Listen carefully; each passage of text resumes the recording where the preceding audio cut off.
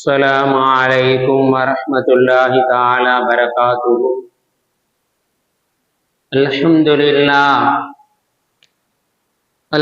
لله رب العالمين، والصلاة والسلام على سيد المرسلين وعلى آله وصحبه أجمعين. أما بعد، فقد قال الله تعالى في القرآن العظيم وفي الفرقان المجيد بعد أعوذ بالله من الشيطان الرجيم. بسم الله الرحمن الرحيم. آمنوا بالله ورسوله وأنفقوا مما جعلكم مستخلفين فيه والذين آمنوا منكم أنفقوا لهم أجر كبير. قال الله تعالى: وآتوه من مال الله الذي آتاكم. قال رسول الله صلى الله عليه وسلم: إن الدنيا خضرة حلوة فاتقوا الدنيا واتقوا النساء. وقال عليه الصلاة والسلام: صدق الله العلي العظيم وصدق رسول النبي الكريم ونحن على ذلك من الشاهدين والشاكرين.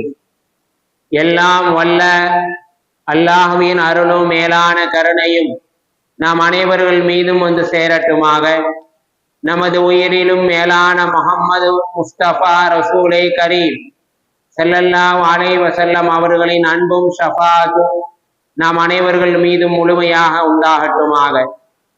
நமது மனைவி மக்கள், நமது உற்றார் உறவினர், உலகத்தில் உள்ள முஸ்லிமான முஃமினான ஆண் பெண் அனைவர்களுக்கும் அல்லாஹ் உடல் சுகத்தை நிரந்தரமாக நசீபாக்குவானாக. மருத்துவமனை கஷ்டங்கள், மருத்துவமனை செலவுகள், பலாய் முசீபத்துகள், கொடிய தீராத நோய் நொடிகள் என்றும் அல்லாஹ் நம் அனைவர்களையும் நிரந்தரமாக பாதுகாத்து அருள் புரிவானாக. திடீர் மரணங்கள், வாகன விபத்துக்கள், நிலநடுக்கங்கள், நிலச்சரிவுகள், தீயில் கருகி இறந்து போகுதல், தண்ணீரில் மூழ்கி இறந்து போகுதல் போன்ற பேரிடர்களிலிருந்தும் அல்லாஹ் நம் அனைவர்களையும் நிரந்தரமாக பாதுகாத்து அருள் புரிவானாக. களிமாவோடு மரணிக்கக்கூடிய நசீபே வல்ல நாயன் நம் அனைவர்களுக்கும் தந்தல் புரிவானாக என்று பிரார்த்தித்தவனாக என்னுடைய உரையை ஆரம்பம் செய்கிறேன்.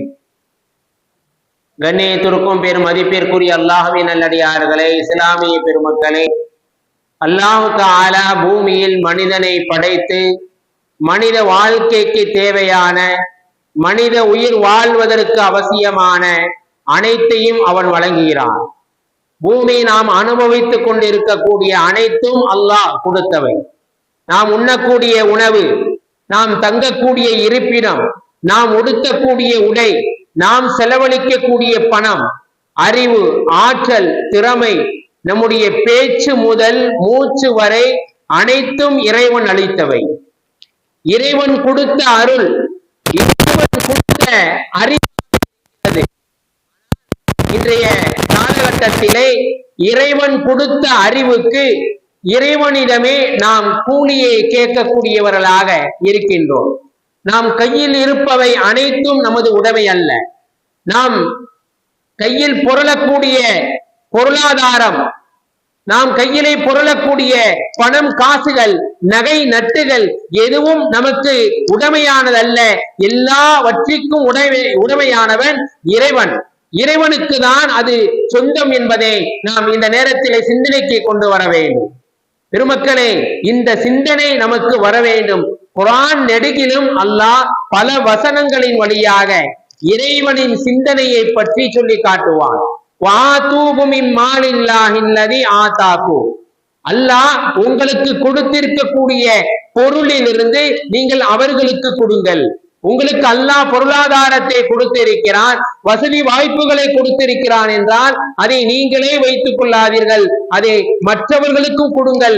அது உங்களுக்கு சொந்தமானதல்ல, உங்களுக்கு உடைமையானதல்ல, அது இறைவனுக்கு உடைமையானவை. இறைவன் மற்றவர்களுக்கு கொடுப்பதற்காக உங்களுக்கு இந்த செல்வங்களை வழங்கி இருக்கிறான் என்பதை குர்ஆன் சொல்லி காட்டுகின்றது.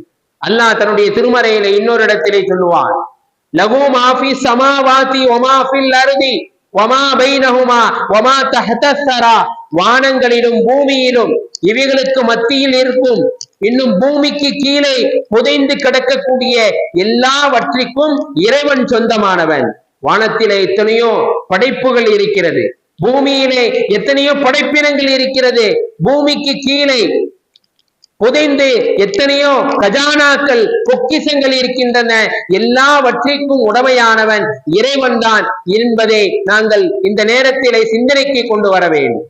அல்லாஹ் தன்னுடைய திருமறையில இன்னொரு இடத்திலே சொல்லி காட்டுவான், ஆமீனு பில்லாஹி வ ரசூலிஹி, இறைவனையும் இறை தூதரையும் நீங்கள் ஈமான் கொள்ளுங்கள், வன்ஃபிகு நீங்கள் செலவழிங்கள், மிம்மா ஜஅலக்கும் முஸ்தஹலஃபீன ஃபீ வல்லதீன ஆமனூ மின்கும் வன்ஃபகு லஹும் அஜ்ருன் கபீர். மனிதர்களே, நீங்கள் அல்லாஹ்வையும் அவனுடைய தூதரையும் நீங்கள் நம்பிக்கை கொள்ளுங்கள். இன்னும் அல்லாஹ் உங்களுக்கு முன் சென்றவர்கள் எப்பொருளுக்கு உங்களை பிரதிநிதிகளாக ஆக்கினார்களோ அப்பொருளில் இருந்து நீங்கள் தானம் செய்யுங்கள். உங்களில் எவர்கள் நம்பிக்கை கொண்டு தான தர்மங்கள் செய்கின்றீர்களோ அவர்களுக்கு பெரிய கூலி இருக்கிறது என்பதை அல்லாஹ் தன்னுடைய திருமறையிலே சொல்லி காட்டுகின்றான். அதுக்கு அடுத்தபடியாக சொல்லுவான், நாம் உங்களுக்கு கொடுத்தவற்றிலிருந்தே தர்மம் செய்யுங்கள் என்பதாக சொல்லி காட்டுகிறான். இப்படி வரிசை கிரகமாக அவன் கொடுத்த பொருளாதாரம், அவன் கொடுத்த அறிவு, அவன் கொடுத்த அருள், அவன் கொடுத்த நேமத் எல்லாம் அவன் கொடுத்தவை, உங்களுக்கு சொந்தமானதல்ல.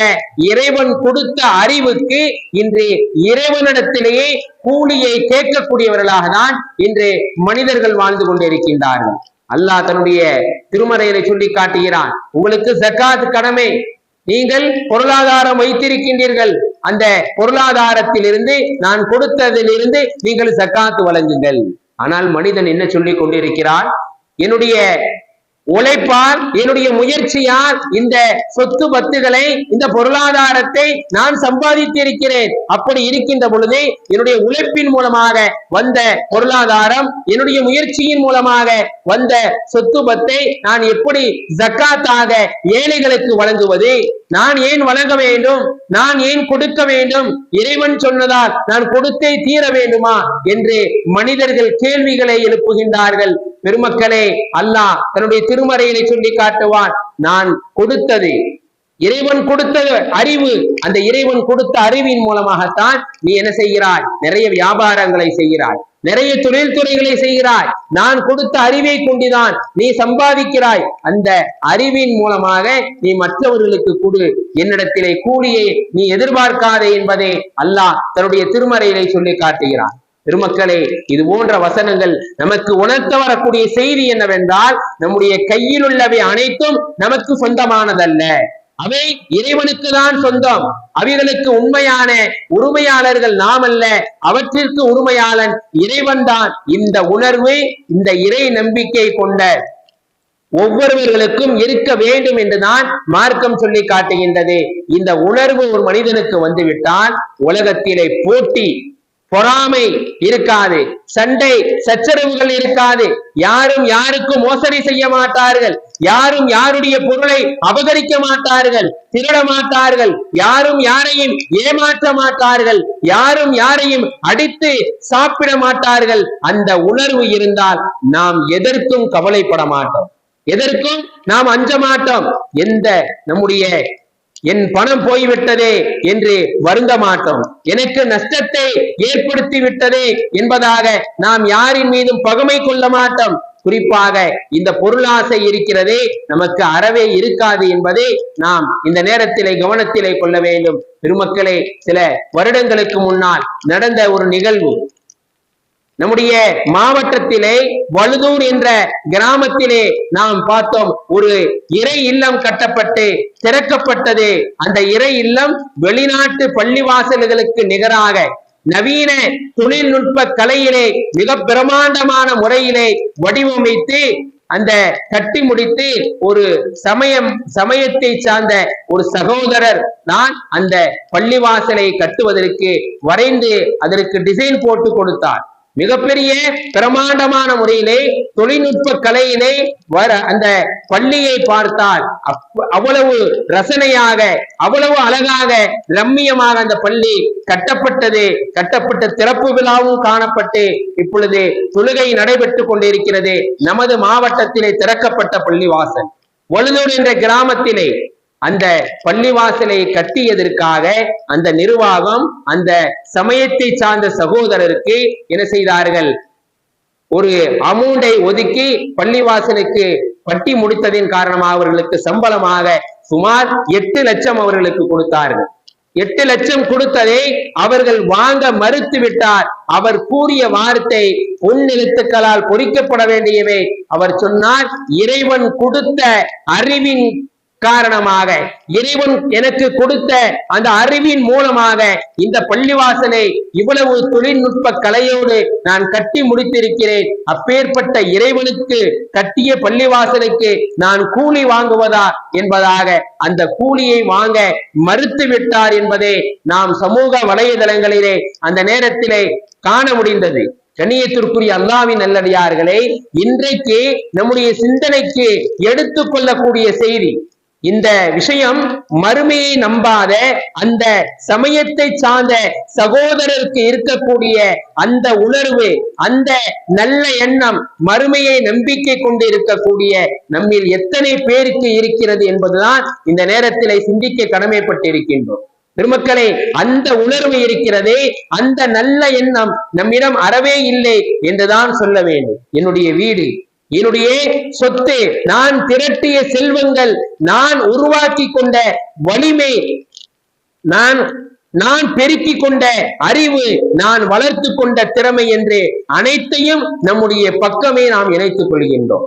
அவை அனைத்தும் இறைவன் கொடுத்தது என்பதை நாம் இன்றைய நேரத்திலே நாம் என்ன செய்கின்றோம், மறந்து விடுகின்றோம். பெருமக்களை, நமக்கு அளித்தது என்பதையும் மறந்து விடுகின்றோம். அதனுடைய விளைவாகத்தான் பொருளாசை நம்மிடம் மேலோங்கி நிற்கிறது. நம்மிடம் போட்டியும் பொறாமையும் பகமையும் வளர்ந்து நிற்கிறது. காசு பணத்தை பிறருக்கு கொடுக்க வேண்டும், நல்ல வழிகளிலே செலவு செய்ய வேண்டும் என்ற மனம் இன்றைய காலகட்டத்திலே இல்லாமல் போனது.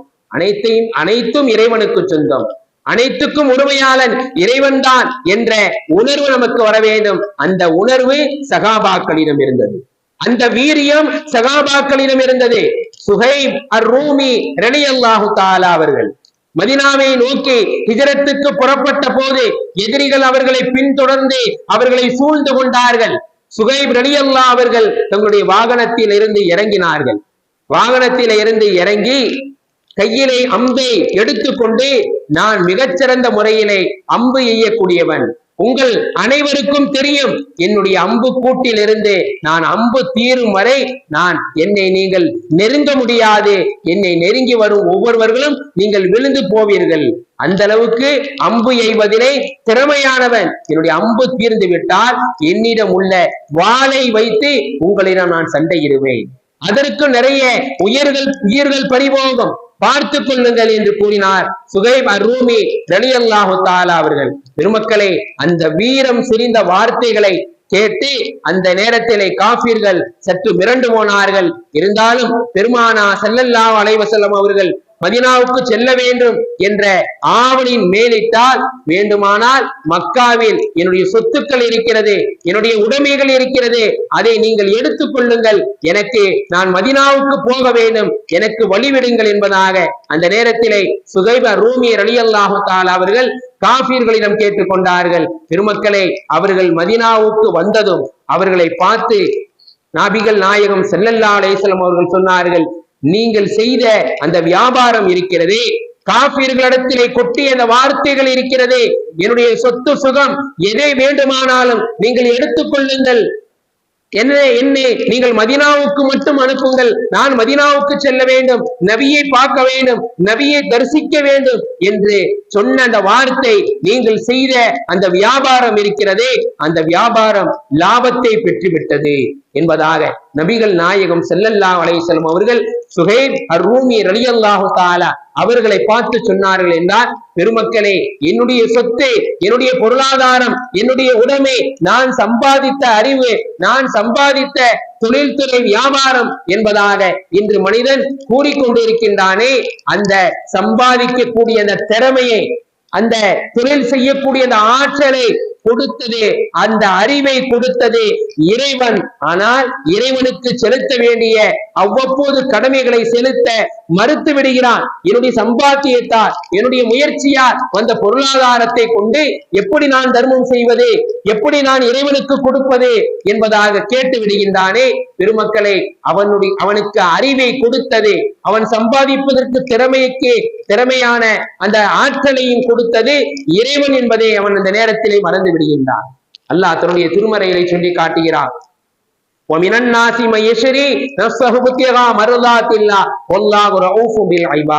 அல்லாஹ்வின் திருப்பொருத்தத்தை பெறுவதற்காக தன்னுடைய உயிரை தியாகம் செய்யக்கூடிய மனிதர்கள், அல்லாஹ் இத்தகைய மனிதர்கள் மீது கிருபை செய்யக்கூடியவனாக இருக்கின்றான். இப்படி அல்லாஹ்வுடைய திருப்பொருத்தத்தை பெற வேண்டும். சகாபாக்கள், வலிமார்கள், நபிமார்கள், ரசூல்மார்கள் அல்லாஹ்வுடைய திருப்பொருத்தத்தை பெற வேண்டும். அல்லாஹ்வுக்காக வேண்டி இந்த அமலை செய்ய வேண்டும், அல்லாஹ்வுக்காக வேண்டி எதையும் இழக்க வேண்டும் என்பதாக எல்லாவற்றையும் துச்சமாக மதித்தார்கள். அப்பேற்பட்ட அந்த சகாபாக்களின் மீது அல்லாஹ் கிருபையுள்ளவனாக மாறினார். அப்பேற்பட்ட அந்த நபிமார்கள் மீது அல்லாஹ் கருணையுள்ளவனாக ஆகினான் என்பதை நாம் குர்ஆனிலே காண முடிகின்றது.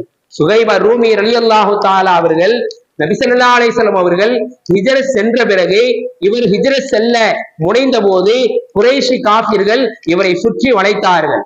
ஏ சுகைப், ஓ சுகைபே, நீர் என்னிடம் ஒன்று இல்லாத பரதேசியாக வந்தார். சுகைப் ரூமி ரலியல்லாஹு தஆலா அவர்களை பார்த்து காஃபிர்கள் சொல்கின்றார்கள், இப்பொழுது நபியை பார்க்க வேண்டும், ஹிஜ்ரத்துக்கு செல்ல வேண்டும் என்று சொல்கின்றாயே, நீ ஒரு காலத்திலே எங்களை பார்க்க வருகின்ற பொழுது ஒரு பரதேசியாக வந்தாய், எந்த செல்வத்தையும் நீ கொண்டு வரவில்லையே, ஆனால் எங்களிடம் நீ வந்தவுடன் செல்வ செழிப்போடு என்ன செய்து விட்டாய், ஏற்பட்டு நீ கொளுத்து விட்டாய். இப்பொழுது உனது செல்வத்தோடு உன்னுடைய செல்வத்துடன் சென்று விடலாம் என்று நீ நினைக்கின்றாயா? நாங்கள் கொடுத்த பொருளாதாரம், நாங்கள் கொடுத்த அந்த எல்லா பொருளாதாரமும் வசதி வாய்ப்புகளும் எங்களின் மூலமாக வந்தது, அதை சுருட்டி கொண்டு நீ ஹிஜ்ரத்துக்கு சென்று விடலாம் என்று நீ நினைத்துக் கொண்டிருக்காயா என்பதாக காஃபிர்கள் அந்த நேரத்திலே கேட்ட பொழுது அவர்கள் சொன்னார்கள், அல்லாஹ்வின் மீது சத்தியமாக அது ஒரு காலமும் நடக்காது என்று கூறினார்கள். அதற்கு சுகைப் ரலியல்லாஹு தஆலா அவர்கள் சொன்னார்கள், என்னுடைய செல்வத்தை நான் தந்து விட்டால் என்னை விட்டு விடுவீர்களா? உங்களின் மூலமாக வந்த செல்வம் தான், உங்களின் மூலமாக வந்த பொருளாதாரம் தான், அதை உங்களிடத்திலே கொடுத்து விட்டால் என்னை விட்டு விடுவீர்களா என்று கேட்டதற்கு ஆம் என்று சொன்னார்கள். உடனே சுகைப் ரலியல்லாஹு தஆலா மக்காவில் அவர்கள் மறைத்து வைத்திருந்த தன்னுடைய சொத்துக்களை அடையாளப்படுத்தினார்கள். இந்த மக்காவிலே இந்த இடத்திலே இந்த செல்வங்கள் இருக்கிறது என்பதாக அடையாளப்படுத்தினார்கள். பின்பு மதீனா வந்தார்கள். இச்செய்தியை நபி ஸல்லல்லாஹு அலைஹி வஸல்லம் அவர்களுக்கு சொன்ன பொழுது அந்த நேரத்திலும் சொன்னார்கள், சுகைப் லாபம் அடைந்து விட்டார், அவர் செய்த வியாபாரம் இருக்கிறதே அந்த வியாபாரத்திலே லாபத்தை பெற்று விட்டார். இந்த மார்க்கத்திற்காக, இந்த தீனுக்காக, இறைவனுக்காக தன்னுடைய எல்லாவற்றையும் தான் சம்பாதித்த எல்லா பொருளாதாரத்தையும் அந்த காஃபிர்களுக்கு கொடுத்து விட்டார் என்பதாக பெருமானா ஸல்லல்லாஹு அலைஹி வஸல்லம் அவர்கள் அந்த நேரத்திலே கூறினார்கள். என்றால் பெருமக்களை, இறைவன் கொடுத்த அறிவின் மூலமாக நாம் சம்பாதித்துக் கொண்டிருக்கின்றோம். இறைவன் கொடுத்த அறிவின் மூலமாக எத்தனையோ கண்டுபிடித்துக் கொண்டிருக்கிறோம், எத்தனையோ சாதனைகளை நாம் சாதித்துக் கொண்டிருக்கின்றோம். இந்த சாதனைகளுக்கு, இந்த அறிவுகளுக்கு நாம் இறைவனிடத்திலே கூலியை கேட்க முடியுமா? யா அல்லாஹ், நீ கொடுத்தாய், ஆனால் என்னுடைய முயற்சியால் தான் நான் இவ்வளவு சம்பாதித்திருக்கிறேன், நான் உன்னுடைய பாதையில் எதையும் செலவழிக்க முடியாது என்று நாம் சொல்ல முடியாது என்பதை இந்த நேரத்திலே கவனத்திலே கொள்ள வேண்டும். திருமக்களே, அந்த நேரத்தில் அவர்களுக்கு இருந்த அந்த சுகைப் ரலியல்லாஹு தஆலா அவர்களுக்கு இருந்த வீரத்திற்கும் துணிச்சலுக்கும் அவர்களை எதிர்த்து போராடி அவர்களை அனைவரையும் வீழ்த்தி விட்டு மதீனாவுக்கு வந்திருக்கலாம், அவர்களோடு சண்டை போட்டு விட்டு மதீனாவுக்கு வந்திருக்கலாம். அதை அவர்கள் விரும்பவில்லை. தான் சேர்த்து வைத்திருந்த செல்வங்களும் உடைமைகளும் தீனுக்கு முன்னால், இந்த மார்க்கத்திற்கு முன்னால் பெரிதாக அவர்களுக்கு தெரியவில்லை.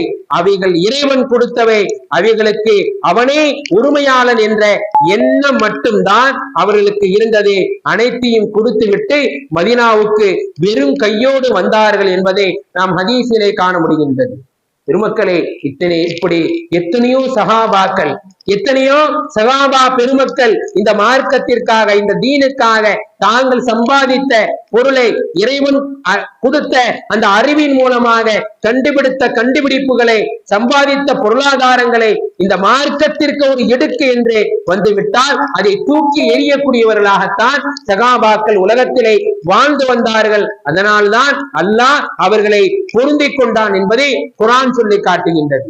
முஸாப் இப்னு உமைர் என்ற சகாபி, என்ற நபித்தோழர் தீனுக்காக அவர்களின் சொத்தை, சுகத்தை, வியாபாரத்தை அனைத்தையும் துறந்தார்கள். மதீனாவிலே முதல்வதாக ஈமானோடு கால் வைத்தவர்கள் இவர்கள்தான்.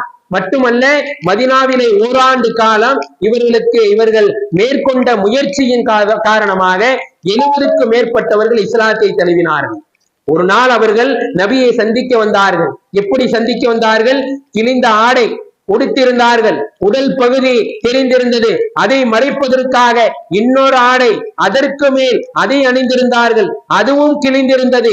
அந்த நிலையில் அவரை பார்த்த நபி அவர்கள் கண்ணீர் வடித்துக் கொண்டு ஒரு காலகட்டத்திலே முஸாப் இப்னு உமைர் என்ற அந்த செல்வ சீமான் மக்காவிலே கஸ்தூரி அந்த அத்தரை தன்னுடைய மேனியிலே பூசிக்கொண்டு மிகப்பெரிய உயர்தரமான வாலிபராக அவர் வலம் வந்தார். ஆனால் என்றைக்கு மார்க்கத்தை ஏற்றுக்கொண்டாரோ, என்றைக்கு தீனுக்குள் நுழைந்தாரோ அவருடைய நிலை அதோகதியாக ஆகிவிட்டது என்று பெருமானார் ஸல்லல்லாஹு அலைஹி வஸல்லம் அவர்கள் கண்ணீர் வடித்தார்கள் என்பதை நாம் ஹதீஸிலே காண முடிகின்றது. பெருமக்களே, தபூக்குடைய போர்க்களத்திலே சகாபாக்கள் அனைவரும் தங்களால் முடிந்த அளவு பொருளாதாரத்தை நபி அவர்களிடம் வந்து கொடுத்து கொண்டே இருந்தார்கள். அந்த நேரத்திலே உஸ்மான் ரலியல்லாஹு தஆலா ஷாம் நாட்டு வியாபாரத்திற்காக வைத்திருந்த 200 ஒட்டகங்கள், 200 ஊக்கியா வெள்ளி காசுகள் வைத்திருந்தார்கள். அந்த ஷாம் நாட்டுக்கு வியாபார